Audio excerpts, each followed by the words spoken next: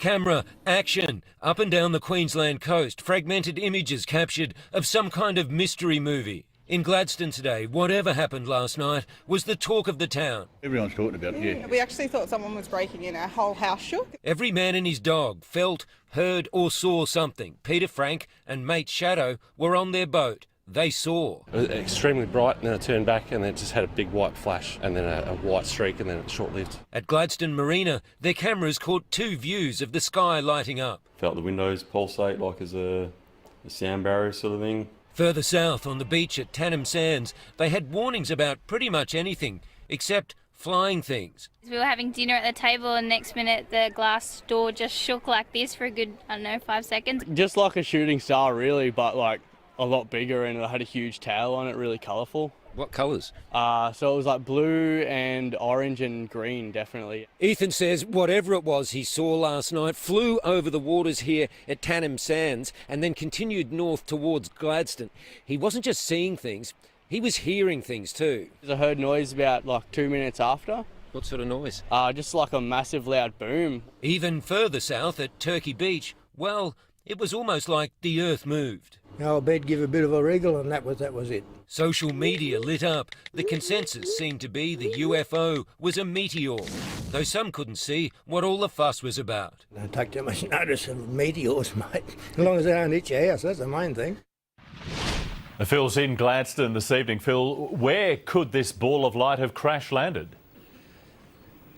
Well, Andrew, we don't even know if it actually did. There's some speculation that this thing, whatever it was, burnt up and disintegrated before it hit anything.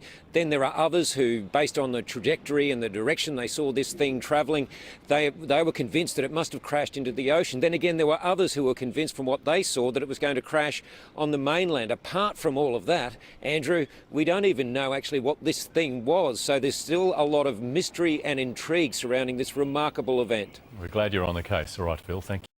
Now, Queenslanders from as far south as Hervey Bay to as far north as Yeppoon are scratching their heads this morning. They're baffled after seeing a bright flash of light in the sky overnight. Let's get to the bottom of this mystery and go to Nine's Phil Wilmington in Gladstone. Phil, what do we know? Well, I don't know if I can help you much here, Sylvia. Some of the people I've been speaking to here in Gladstone, we only just flew in this morning, some of them thought it was an earthquake. That was the initial thought, but it's amazing actually, all the way up and down the coast, as you alluded to. It was a big stretch of the coast where this event was actually noticed. The story was remarkably similar. A flash of light in the sky.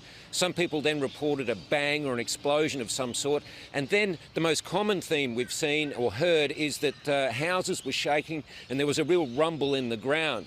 Certainly a bus driver I spoke to at the airport this morning, he said he was watching television here in Gladstone last night and he felt his house shake and heard things rumble, so something was definitely going on. Now, Australian scientists have definitely ruled out an earthquake because they did have one of those here, a minor tremor last year. Definitely not an earthquake.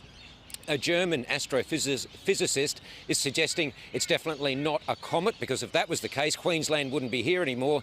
He's suggesting it was a meteor, and he's saying something like a rock about a metre across.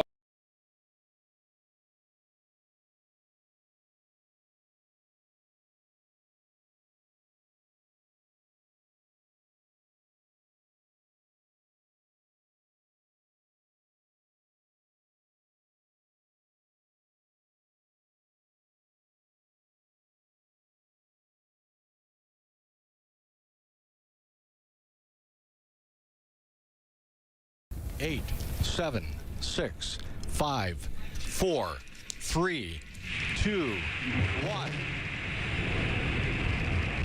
And liftoff of OSIRIS-REx, its 7-year mission to boldly go to the asteroid Bennu and back. Areas look good. Starting pump speeds and check pressures are within family. Chamber pressures have plateaued, begun to ramp off. Heard the voice of Marty Malinowski.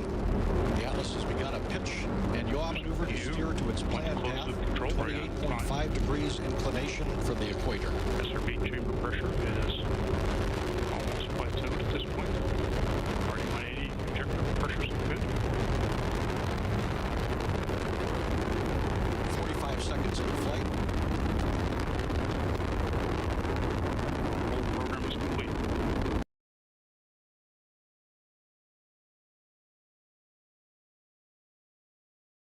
soon as it happened, the comments started rolling in on social media, which included pictures like this one from Franconia Notch and video from Gardner, Massachusetts, and then here in Northfield. I was just driving down Park Street and all of a sudden there's a big bright light in the sky right in front of me. It looked like a meteor streaking across the sky. Officer Aaron Chappell says it lasted roughly 8 to 9 seconds. It was a large, bright, whitish blue ball moving through the sky with a small tail behind.